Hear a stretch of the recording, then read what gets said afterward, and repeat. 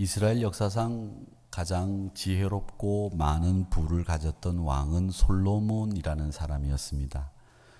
신앙을 갖지 않은 분이라고 할지라도 이 솔로몬이 얼마나 많은 지혜를 가지고 있었던 사람인지 또 부유한 사람인지는 어느 정도 다 알고 계십니다. 이 솔로몬이 이스라엘 백성들을 다스리면서 성전을 짓고 잘 지내다가 이제 세상을 떠나고 이스라엘은 솔로몬 사후 세계를 맞이하게 됐는데 그때 이스라엘은 굉장히 큰 혼란에 빠졌습니다. 성전 건축을 위해서 아버지 다윗이 많은 것을 준비했다고는 했지만 이 하나님의 전을 짓는다고 하는 것은 이 보통 역사가 아니기 때문에 상상을 초월할 정도로 많은 국력이 들어가는 대공사였습니다. 성전을 완공하고 난 뒤에 백성들은 성취감, 또 자신감 이런 것은 하늘을 찌를 듯 했는데 사실은 국력이 너무 많이 소모됐기 때문에 회복을 위한 작업을 했어야 마땅했습니다. 그런데 이 솔로몬의 아들 르호보암은 그것을 무시해버립니다. 결국 이스라엘 백성들이 회복을 하자고 하는 이야기를 했지만 르호보암이 그것을 거절하는 바람에 유다 민족 중심으로 한 남쪽 유다 그리고 나머지 11지파를 중심으로 한 이스라엘이라고 하는 북쪽 나라 이렇게 나라가 둘로 나누어지게 됩니다. 남북으로 나누어진 이 나라 중에 이 북쪽 이스라엘은 굉장히 여러 가지 많은 일들을 겪게 되는데 그 중에 이스라엘 백성들은 자신들이 예루살렘 성전에 가서 예배를 드리지 못하니까 그리심산이라고 하는 곳에 성전을 만들어 놓고 그곳이 예루살렘 성전인 양 그렇게 신앙생활을 했던 인물들이 이스라엘 사람들입니다. 근데 그 중에 13번째 왕이 누구였느냐면 여로보암 2세라는 왕이었습니다. 이 여로보암 2세를 제가 말씀드리는 이유는 이스라엘 역사상 가장 이스라엘을 번성케 가장 잘 사는 나라로 만든 왕이 여로보암 2세였습니다. 그때 하나님의 말씀을 들고 나서서 하나님이 우리에게 이런 말씀을 하십니다라고 외쳤던 선지자가 누군가 하면 바로 요나, 이 요나 선지자였습니다. 이 요나가 활동할 때는 성경에는 아수르라고 하는 역사책에 나오는 아시리아라는 나라가 세계를 제패하고 있었습니다. 가장 강한 나라였습니다. 근데 이 아시리아는 아주 잔혹하고 잔인한 유명한 민족이었습니다. 전쟁 포로가 잡히면 대개는 참수해버리고 또 말뚝으로 사람 몸을 꿰뚫어서 죽이고 살아있는 채로 가죽을 벗겨서 죽이는 이런 일들을 다반사로 하던 이 잔인한 민족이 아수르인들이었습니다. 추방이 되거나 노예가 되는 일은 아주 좋은 대우를 받는 일이었습니다. 성경 이사야서 10장 5절에 보면 이 아수르 사람에 대한 저주가 나오는데 얼마나 이스라엘 사람들이나 세계 민족이 이 아수르 사람에 대한 원한이 깊었는지 아수르 사람은 화 있을진저 그는 내 진노의 막대기 그 손의 몽둥이는 내 분노라 이렇게 이야기를 할 정도로 아수르 사람들에 대한 적개심이 그대로 드러나 있는 말씀입니다. 그래서 이 요나 입장에서는 이 아수르 사람들을 상대한다고 하는 것은 사실 정말 힘들고 어려운 일이었습니다. 그런데 하나님이 요나에게 야 요나 너 아수르 사람들에게 가서 복음을 전해 이런 명령을 내리신 거예요. 요나 입장에서는 하나님의 말씀을 아수르 사람들에게 전한다고 하는 것은 이건 쓸데없는 일이야 쓸모없는 일이야 이렇게 생각했을지 모르겠습니다.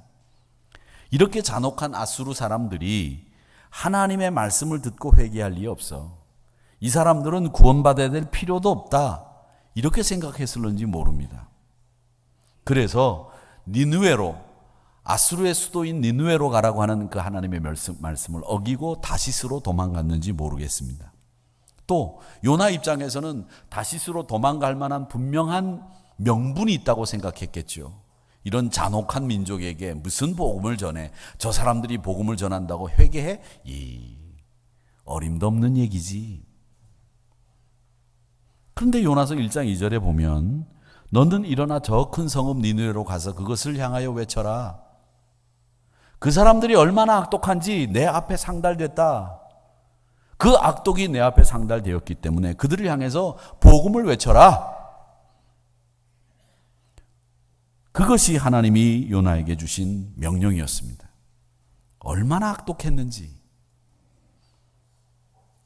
그런데 이 요나 입장에서는 야, 니느웨로 가서 하나님의 말씀을 증거하는 것 자체가 나는 이거 마땅치 않다.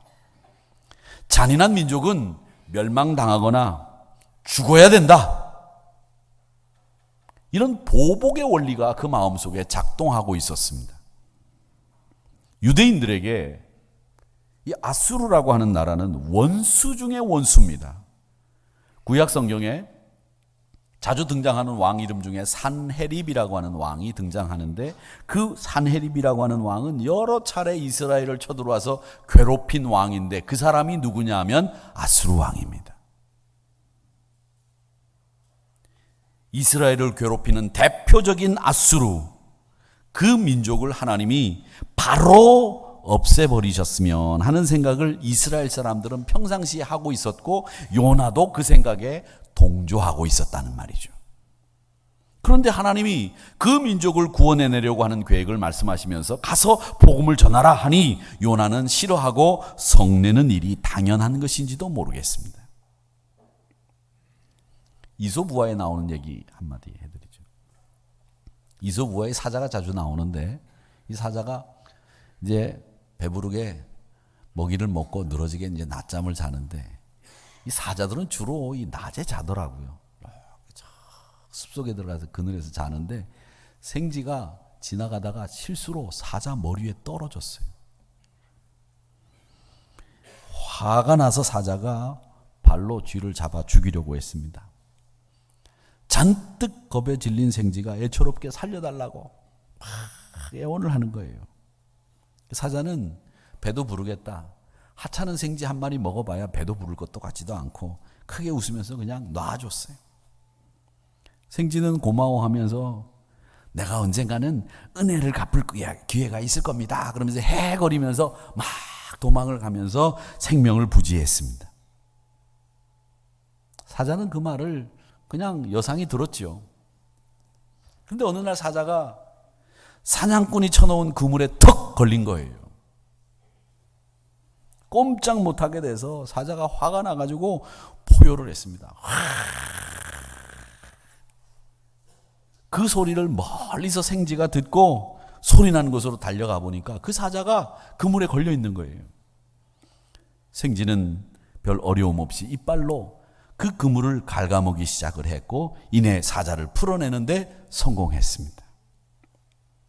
사자는 그 생쥐를 살려주면서 설마 네가 나한테 은혜를 베풀 수 있는 능력이 있겠냐? 설마 네가 나한테 은혜를 베풀 수 있겠어? 내 생명을 구원해낼 수 있겠어? 이런 생각을 했겠죠. 그런데 오늘 이 이솝우화는 우리에게 많은 교훈을 줍니다. 은혜를 베풀면 그 은혜는 다시 내게로 돌아오는 법입니다. 또 우리는 하찮게 생각하는 그 사람이 언젠가는 나에게 결정적인 도움을 줄 수 있는 사람이 될 수 있다라는 것도 알아야 됩니다. 그런데 요나는 은혜를 베풀고 싶은 마음보다 복수하고 싶은 마음이 더 강했어요. 그래서 오늘 1절 말씀에 보면 요나가 매우 싫어하며 성을 냈다고 되어 있습니다. 그 성을 낸 이유가 뭐냐? 오늘 4절에 보면 여호와께서 요나에게 묻습니다. 네가 왜 성을 내니? 그게 옳아? 그게 옳아? 이렇게 물어보십니다. 얼마나 화를 노골적으로 하나님 앞에서 냈던지 하나님께서 네가 성내는 게 옳으냐 이렇게 물어보시는 거 있습니다.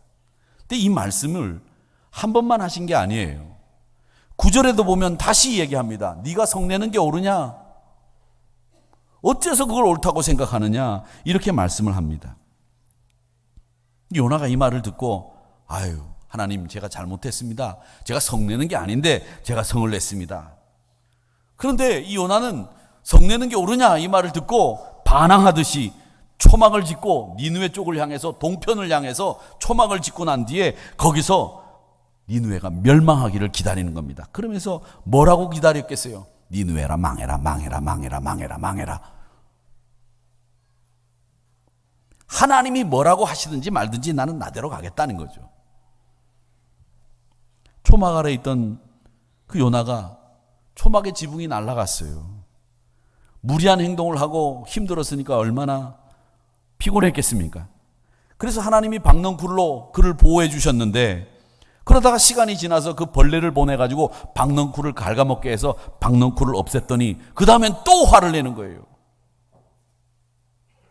그래서 9절에서 하나님이 요나에게 말씀하시기를, 네가 왜 이 박넝쿨로 말미암아 성내는 게 옳으냐? 이 부분에서 우리는 요나의 개인적인 기질도 볼 수 있습니다. 개인적인 기질이 이 화를 벌컥벌컥 내는 기질이었다는 것을 알 수 있어요. 우리 한국 분들도 사실은 참 화를 벌컥벌컥 자주 내는 분들이죠. 그래서 우리가 그 화를 벌컥벌컥 자주 내는 그 성품을 이렇게 커버하기 위해서 하는 말이 있죠. 나는 뒤끝 없다.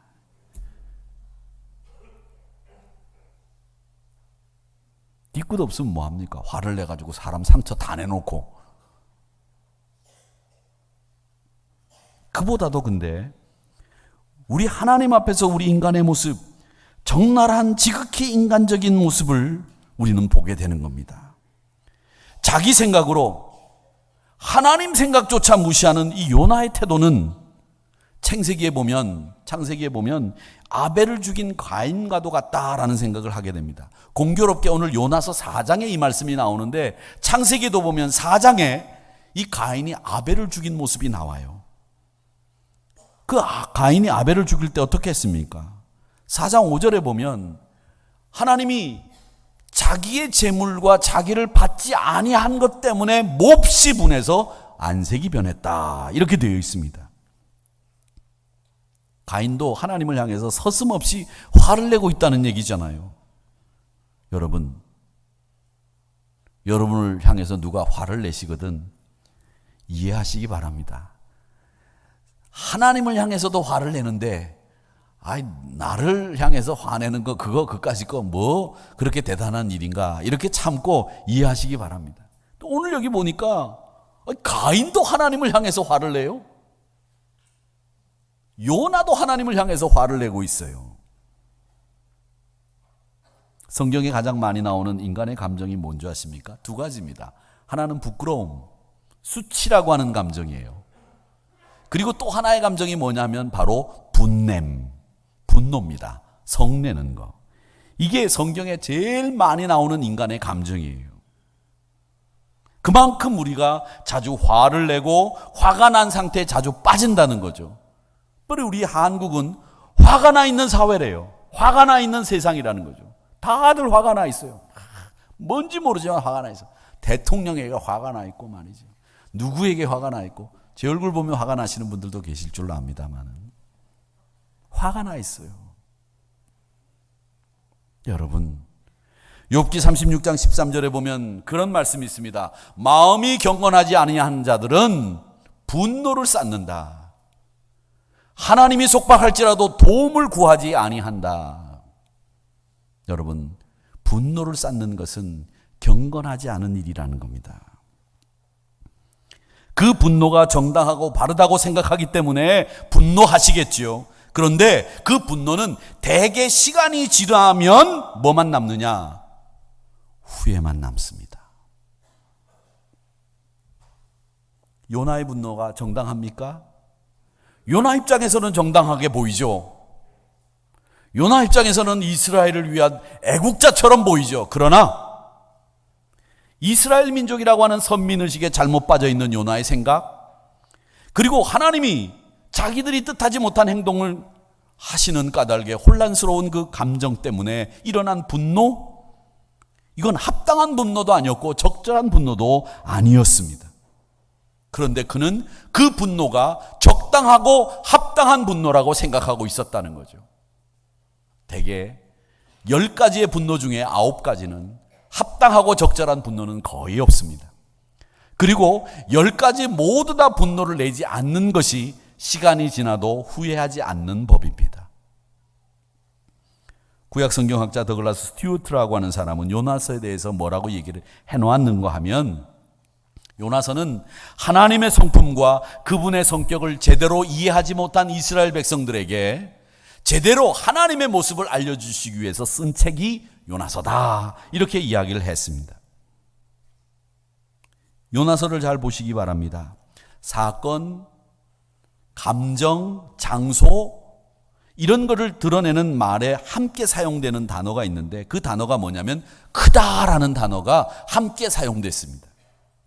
1장 2절에 보면 니느웨를 뭐라고 부르냐면 큰 성읍이라 이렇게 이야기를 하고 있고, 4절의 말씀에 보면 큰 바람, 큰 폭풍, 또 12절에 보면 큰 폭풍과, 또 17절의 말씀에 보면 큰 물고기, 크다는 말이 굉장히 많이 나와요. 그냥 폭풍, 상어나 고래 이러면 되는데 왜 큰 물고기라고 하고 큰 바람이라고 하고 큰 성읍이라고 했느냐? 크다는 걸 몰랐겠느냐? 아닙니다. 압니다. 크다는 걸. 그런데 크다는 말을 이렇게 쓰고 있는 이유가 있습니다.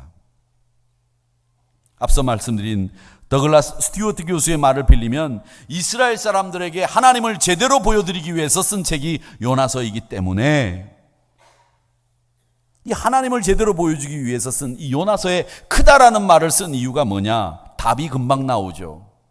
하나님을 제대로 보여주기 위해서 쓴 책, 크다라는 말을 자주 쓴 이유, 합치면 딱 나오는 거예요.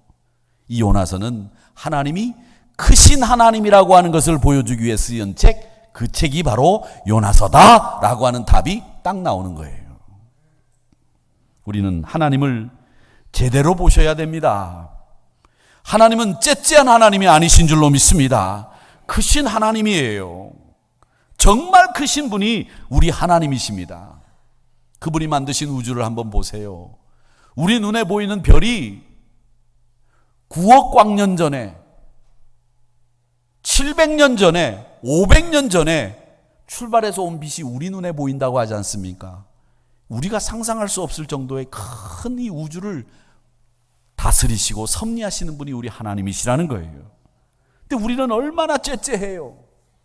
굉장히 째째합니다. 여러분, 밥을 사주려면 커피도 사주고, 아이스크림 먹고 싶다면 아이스크림도 사주고, 갈 때 차비도 주어가지고 그렇게 해서 보내야 그게 밥을 사준 거예요.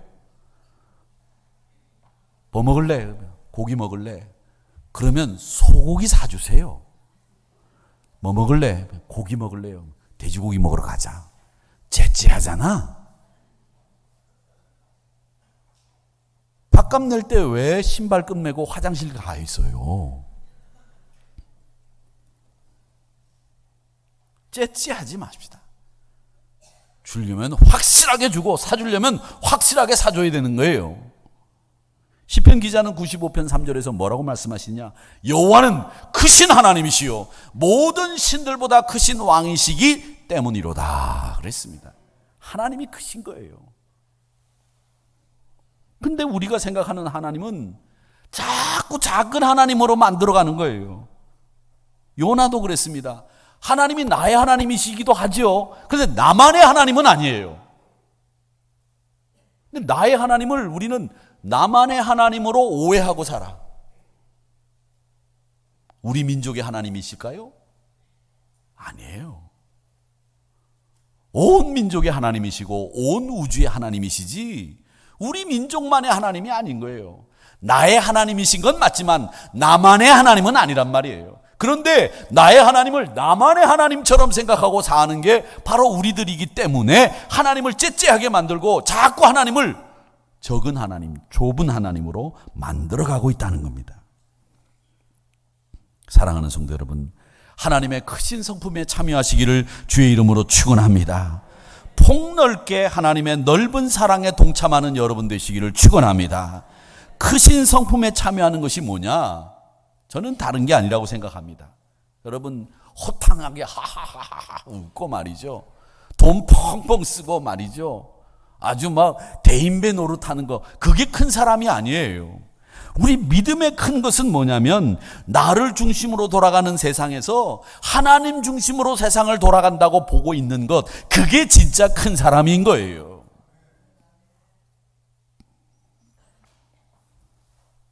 구약 성경에 나오는 인물 중에 발음하기가 어려운 인물들이 자주 나옵니다. 근데 제가 참 발음을 못해가지고 항상 그 발음할 때마다 연습을 하고 나오는 인물이 역대상 13장에 나오는 오벳 에돔이라는 사람입니다. 지금도 그렇게 발음하죠. 오벳 에돔.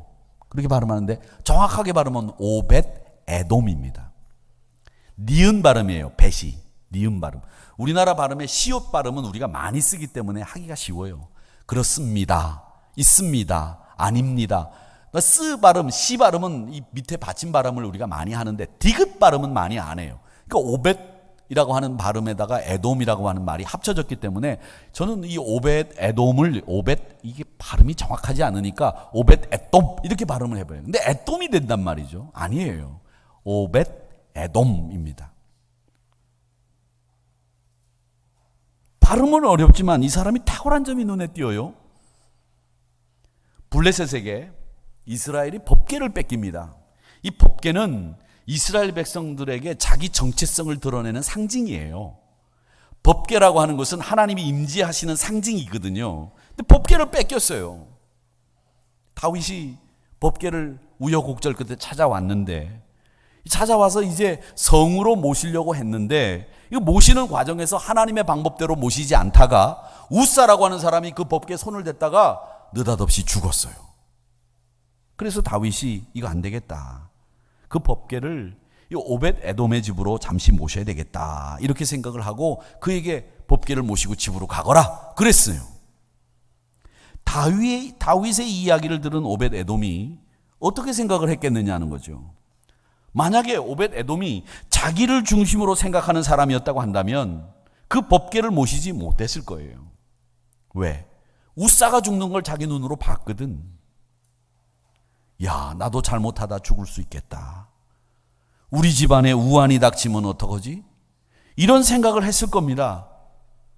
우리가 평상시에도 하나님 우리 가정을 지켜주세요. 우환으로부터 지켜주세요. 이런 기도들 많이 하시잖아요. 근데 제가 유튜브를 보니까 말이죠.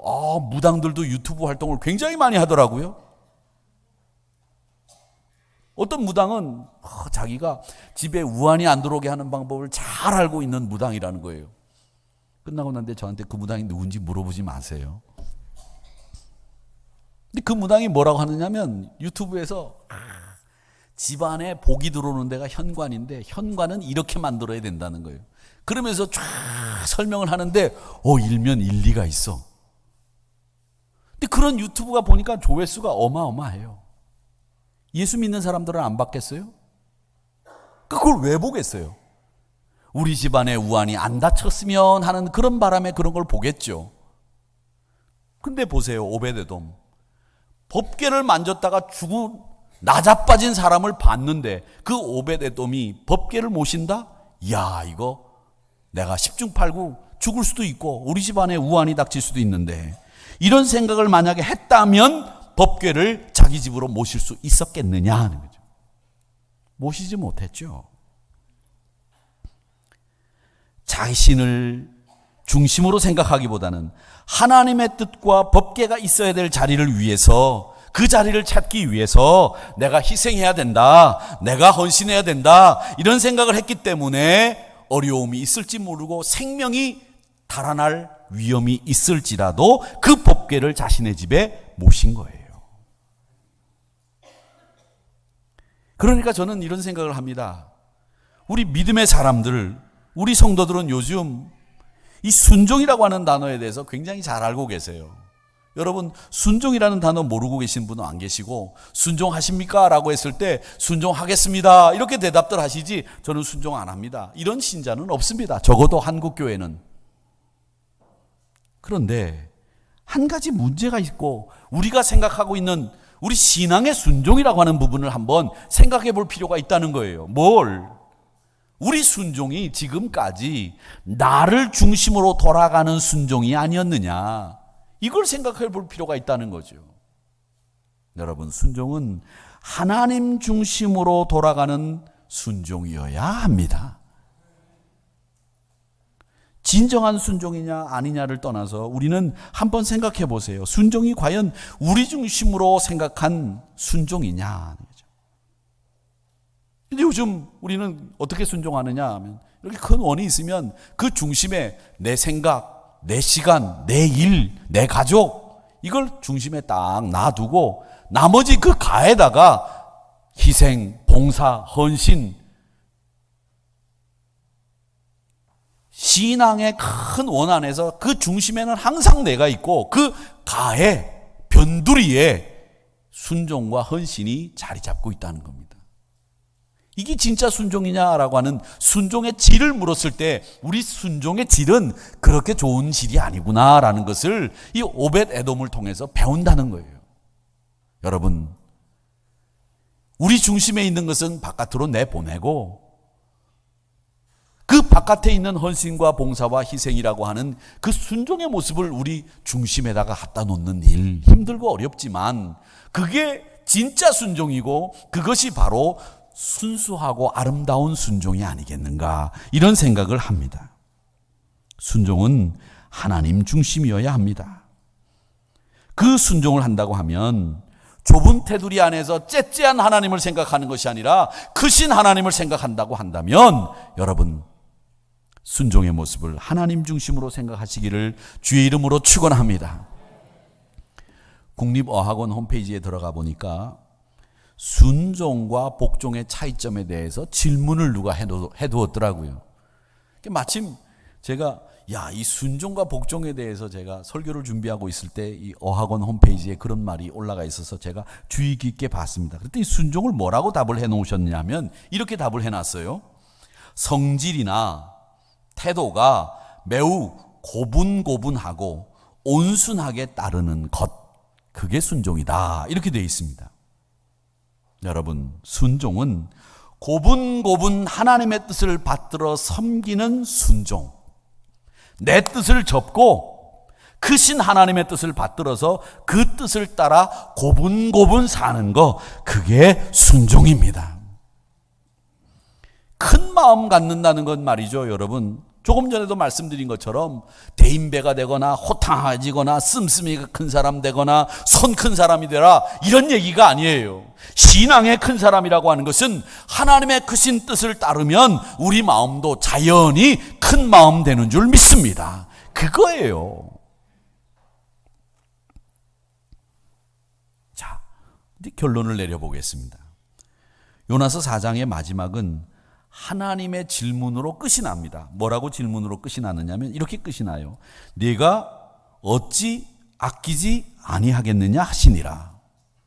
하나님이 요나에게 묻는 거예요. 야, 요나야, 넌 네만 생각했지? 이스라엘만 생각했지? 니느웨도 사랑해. 내가 니느웨도 사랑하고 온 우주, 온 인류를 사랑해. 그렇지 않니? 그러면 요나가 예, 그렇습니다.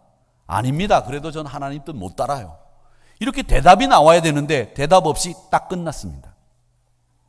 근데 대답 없이 끝나는 부분이 또 있어요, 성경에. 누가복음 15장에 보면 작은 아들이 아버지 재산 가지고 나가서 시간 쓰다가 돼지 지엄 열매 먹다가 아버지 집 생각나서 돌아온 얘기 여러분 잘 아시죠? 그리고 그 작은 아들이 돌아오니까 아버지가 그냥 가락지를 끼워주고 신발을 신겨주고 잔치를 벌이고 그냥 소를 잡고 야단 났어요.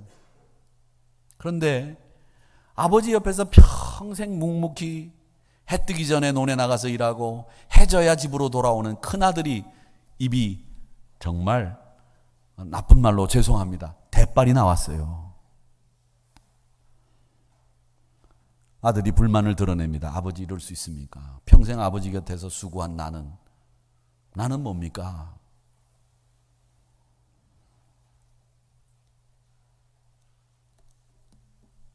그때 아버지가 뭐라고 말씀하시냐면 우리가 즐거워하고 기뻐하는 것이 마땅하다. 그런데 그 말에 아들은 가타부타 대답을 하지 않습니다. 아버지 생각이 그러시군요. 그러면 제가 아버지 뜻을 따르겠습니다.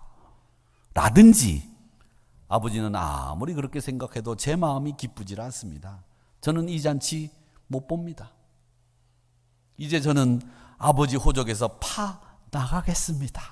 라든지 뭐 대답이 나와야 되는데 대답이 전혀 안 나옵니다. 그냥 아버지가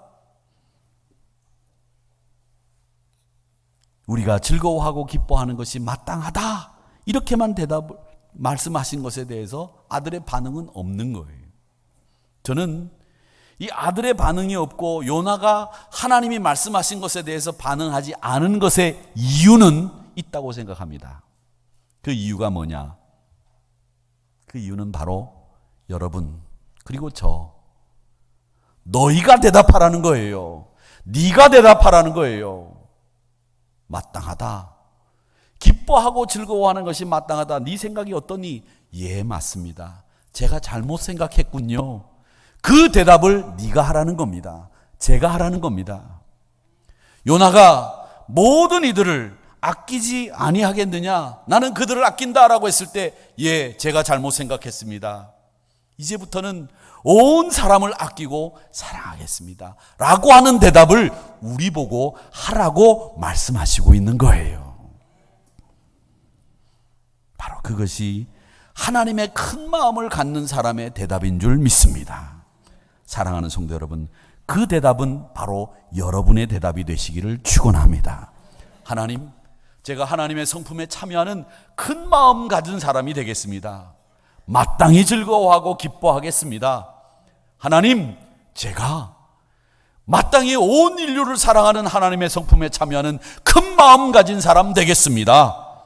이렇게 편협하고 좁은 생각에서 벗어나 크신 하나님의 생각의 틀, 행동의 틀을 본받아 큰 마음을 갖는 저와 여러분이 되셔서 신앙의 대인배, 신앙의 큰 사람 되시기를 주님의 이름으로 축원합니다.